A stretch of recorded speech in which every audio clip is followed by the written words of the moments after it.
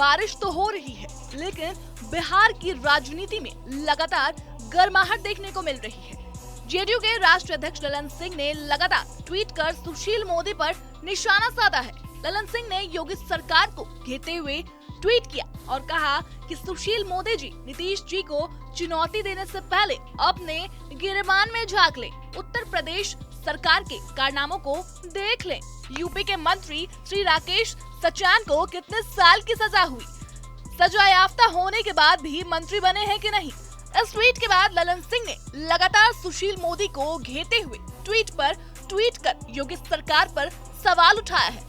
ललन सिंह ने लखीमपुर खीरी को लेकर कहा कि सुशील मोदी जी, लखीमपुर खीरी का जवाब भी जनता आपसे जानना चाहती है। जरा मुंह तो खोलिए, कुछ तो बोलिए और जरा यह भी बताइए कि लखीमपुर खीरी की घटना पर सर्वोच्च न्यायालय ने क्या क्या टिप्पणियां की थी आपकी उत्तर प्रदेश सरकार पर। आत्ममंथन कीजिए, चिंतन मनन कीजिए, तब बोलिए। आपको याद होगा कल सुशील मोदी ने नीतीश कुमार पर तंज कसते हुए कहा था कि लालू यादव की अनुमति के बिना नीतीश कुमार पत्ता भी नहीं हिला सकते। अपहरण से जुड़े एक मामले में बिहार सरकार के जिस मंत्री कार्तिक कुमार पर वारंट था और जो बिहार सरकार के विधि मंत्री थे, आज उनका विभाग बदल दिया गया। लेकिन नीतीश जी आप इतने कमजोर हो गए, आप इतने दबाव में हैं लालू यादव के कि आप कार्तिक कुमार को बर्खास्त नहीं कर पाए। आपने बड़ी मुश्किल से उसका विभाग बदल दिया। नीतीश जी आपको इतना कमज़ोर होते मैंने कभी नहीं देखा था। जब हम लोग थे तो अनेक मंत्रियों को मंत्रिमंडल से इसलिए छुट्टी कर दी गई थी क्योंकि इन पर गंभीर मामले थे और जब तक वो दोष मुक्त होकर नहीं आए तब तक आपने उन लोगों को मंत्रिमंडल में शामिल नहीं किया। लेकिन अब सरकार नीतीश जी के दबाव में नहीं बल्कि लालू के दबाव में।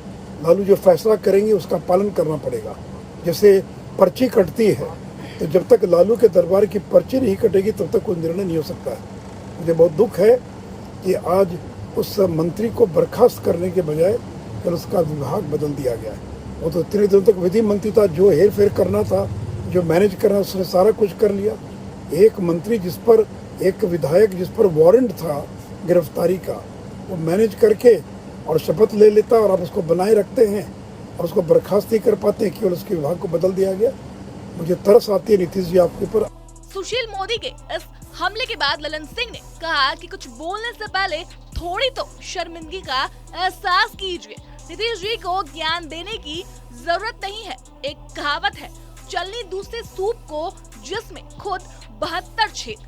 नैतिकता का पाठ पढ़ाने से पहले अपनी नैतिकता का भी आकलन कर लें। बहरहाल वार पलटवार का दौर लगातार जारी है और जब से बिहार में महागठबंधन की सरकार बनी है तब से सुशील मोदी काफी एक्टिव भी नजर आ रहे हैं।